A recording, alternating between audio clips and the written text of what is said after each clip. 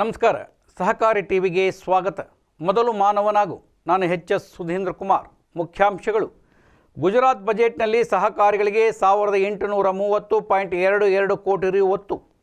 ಗುಜರಾತ್ ಸರ್ಕಾರವು 2026-27ರ ಬಜೆಟ್ನಲ್ಲಿ ಸಹಕಾರ ಇಲಾಖೆಗೆ 1830.22 ಕೋಟಿ ರುಗಳನ್ನು ಹಂಚಿಕೆ ಮಾಡಿದೆ.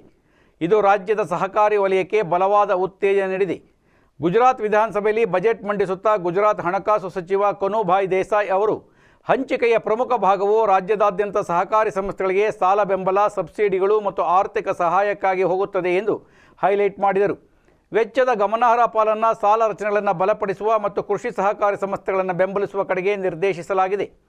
ಸಕಾಲಿಕ ಸಾಲ ಮರುಪಾವತಿಯನ್ನು ಉತ್ತೇಜಿಸುವ ಮತ್ತು ಗ್ರಾಮೀಣ ಪ್ರದೇಶಗಳಲ್ಲಿ ದ್ರವ್ಯತೆಯನ್ನು ಸುಧಾರಿಸುವ ಗುರಿಯನ್ನು ಹೊಂದಿರುವ ಬೆಳೆಸಾಲ ಮತ್ತು ಬಡ್ಡಿ ಬೆಂಬಲ ಕಾರ್ಯವಿಧಾನಗಳಿಗೆ ಬಜೆಟ್ ಆದ್ಯತೆ ನೀಡುವುದನ್ನು ಮುಂದುವರಿಸಿದೆ.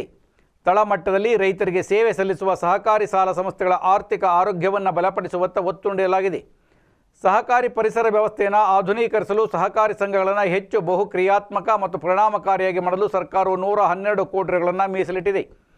ಇದರಲ್ಲಿ ಆಹಾರ ಧಾನ್ಯ ಸಂಗ್ರಹಣಾ ಮೂಲಸೌಕರ್ಯಕ್ಕೆ ಬೆಂಬಲ ಮತ್ತು ರಾಜ್ಯದ 4 ವಲಯಗಳಲ್ಲಿ ಜೈವಿಕ CNG ಸ್ಥಾವರಗಳ ಸ್ಥಾಪನೆ ಸೇರಿವೆ. ಇದು ಚಟುವಟಿಕೆಗಳ ವೈವಿಧ್ಯೀಕರಣ ಮತ್ತು ಸುಸ್ಥಿರತೆಯನ್ನು ಸುಧಾರಿಸಲು ಅನುವು ಮಾಡಿಕೊಡುತ್ತದೆ. ಮೂಲಸೌಕರ್ಯ ಅಭಿವೃದ್ಧಿಗೂ ಗಮನ ನೀಡಲಾಗಿದೆ. ಗೋದಾಮುಗಳ ನಿರ್ಮಾಣಕ್ಕೆ ಬಡ್ಡಿ ಮತ್ತು ಬಂಡವಾಳ ಸಬ್ಸಿಡಿಗಾಗಿ ರು 27 ಕೋಟಿ ನೀಡಲಾಗಿದೆ. ಹೆಚ್ಚುವರಿಯಾಗಿ ಪ್ರಾಥಮಿಕ ಕೃಷಿ ಸಾಲ ಸಂಘಗಳು PACS ತಮ್ಮದೇ ಆದ ಕಟ್ಟಡಗಳನ್ನು ನಿರ್ಮಿಸಲು ಅವುಗಳ ಕಾರ್ಯಾಚರಣೆಯ ಸಾಮರ್ಥ್ಯವನ್ನು ಬಲಪಡಿಸಲು ಸಹಾಯವನ್ನು ಪ್ರಸ್ತಾಪಿಸಲಾಗಿದೆ.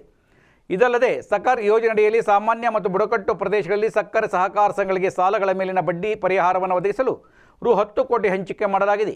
ಒಟ್ಟಾರೆಯಾಗಿ ಬಜೆಟ್ ಗುಜರಾತಿನ ಹಣಕಾಸಿನ ಬೆಂಬಲ, ಮೂಲಸೌಕರ್ಯ ವಿಸ್ತರಣೆ ಮತ್ತು ಸಾಂಸ್ಥಿಕ ಬಲವರ್ಧನೆಯ ಮೂಲಕ ತನ್ನ ಸಹಕಾರಿ ಬೆನ್ನೆಲುಬನ್ನು ಬಲಪಡಿಸುವ ನಿರಂತರ ಬದ್ಧತೆಯನ್ನು ಪ್ರತಿಬಿಂಬಿಸುತ್ತದೆ.